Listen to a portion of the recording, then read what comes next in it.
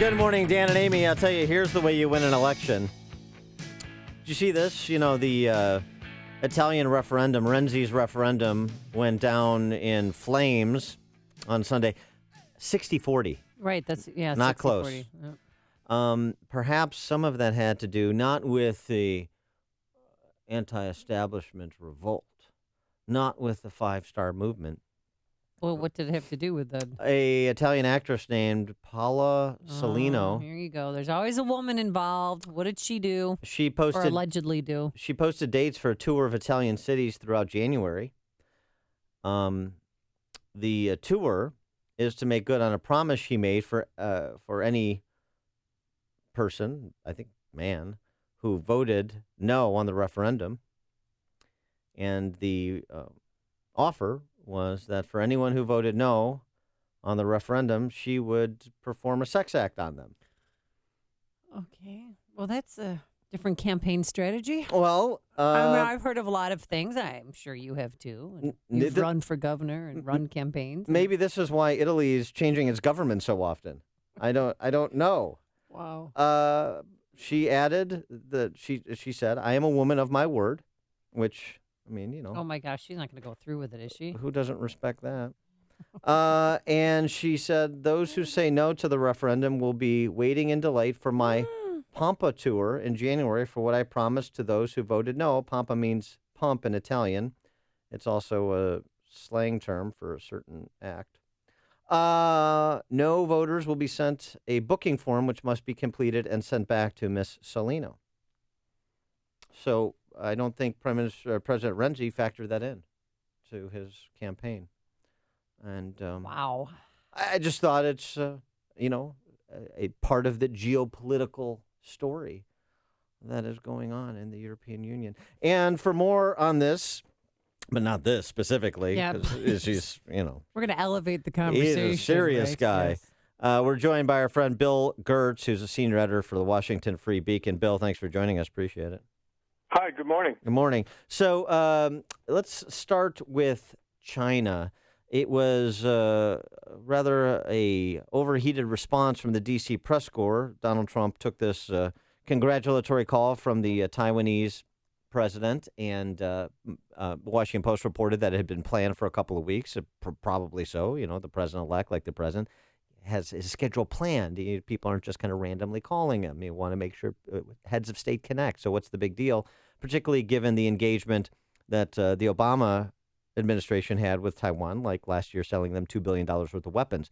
So is this an overreaction because it's Trump, or is this what Trump did really a misstep with respect to the relationship with China? I think it was a pretty good strategic move on the part of Trump.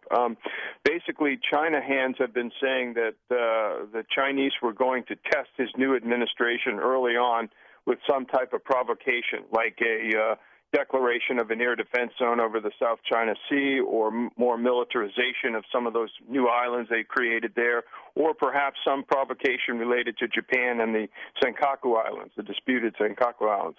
So Trump kind of preempted them by making this phone call to the Taiwan president, and it definitely, I think, threw the Chinese leadership back on its heels. So I think it was a brilliant strategic move. He was signaling the world this is not business as usual, that he's going to have different policies towards China than his predecessors. Well, how do you think that's going to affect Chinese relations moving forward?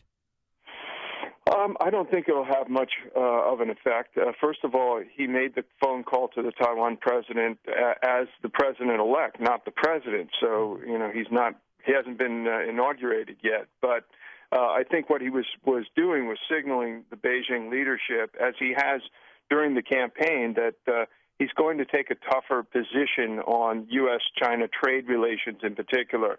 It wasn't so much the phone calls, but then afterwards he made a couple of tweets on Twitter in where he said, look, the problem here is China's currency valuation and also the massive military buildup in the South China Sea. So that was got the Chinese leadership's attention even more. And Rouhani and Iran are new partners in peace, don't you know? They're doing some saber rattling. saying to Obama, you better not allow for the imposition of sanctions, renewed sanctions in Iran, or there will be unnamed consequences. Yeah, that has been Iran's position on the Iran nuclear deal all along, that any further sanctions would lead to Iran to pull out of the agreement.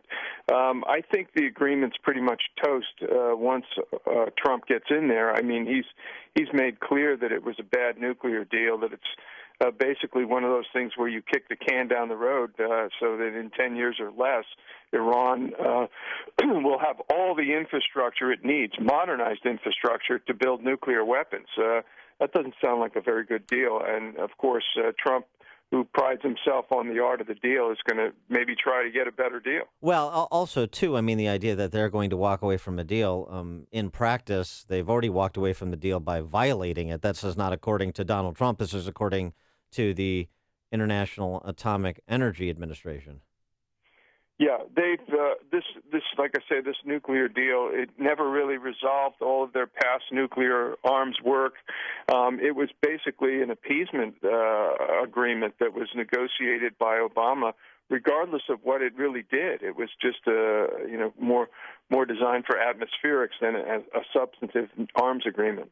So if we pull out of the Iranian nuclear deal, which you just said will probably happen when Donald Trump takes office, what's going to happen to the deal? What about the other countries involved? China, France, Russia, UK? Well, I mean, that'll be. We'll see if the Iranians will agree to continuing with the deal with those international partners without the United States. Of course, the United States would then be free to impose additional sanctions on Iran, and I guess that's kind of what the showdown will be. Do we get new sanctions on Iran, and will that end the deal? And how will the rest of the world react? We'll see. Will they follow the U.S. or will they go their own way? Circling back to Italy and the future of the EU, the referendum's defeat was sort of anticipated by the financial market, so didn't have much impact. But political impact, what is the future of the EU? It seems to be trending towards a breakup, doesn't it? Well, yeah, I think you have two issues in Europe. One is the NATO alliance, and the other is the European Union. And I think that certainly the European Union, there are strains holding that union together. I think the NATO alliance is still pretty strong, and it's been strengthened by the resurgence of a revanchist Russia, kind of an aggressive Russia, first in Ukraine and now threatening the Balkans and other places. So I would look at it that way. Yeah, there are definitely strains in the EU. Whether it can survive, I mean, it's a gigantic bureaucracy at this point. I don't see it falling apart anytime soon. Trump's national security team, as it's assembled thus far, has drawn plaudits from pundits really kind of across the aisle. At least some of the members of that national security team have. I wonder what your review is and who you think should round it out at Secretary of State.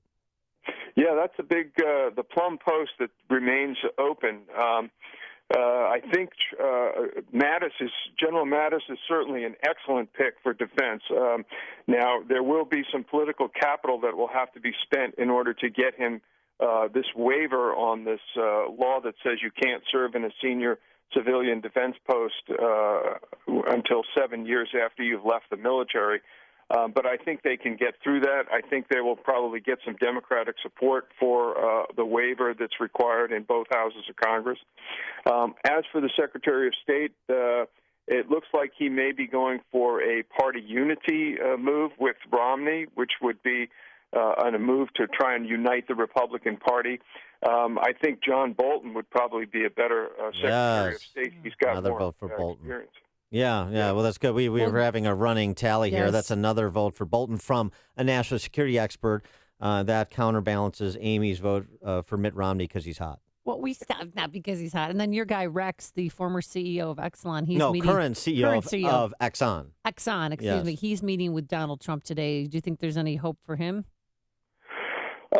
Well, the search is wide. I mean, the number of candidates keeps increasing, so he obviously hasn't made a decision yet, unless he's playing politics with all of those candidates and has already chosen, but wants to make it look like he's making a wider search. Yeah, I haven't. They're keeping their cards close to the vest on who's going to get that most significant post of Secretary of State. All right. He is Bill Gertz, senior editor for the Washington Free Beacon, and as you've heard, national security expert. Bill, thanks for joining us. Appreciate it.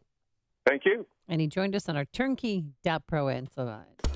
Listen to Dan and Amy on your smartphone. Download the AM 560 mobile app today at 560theanswer.com/mobile.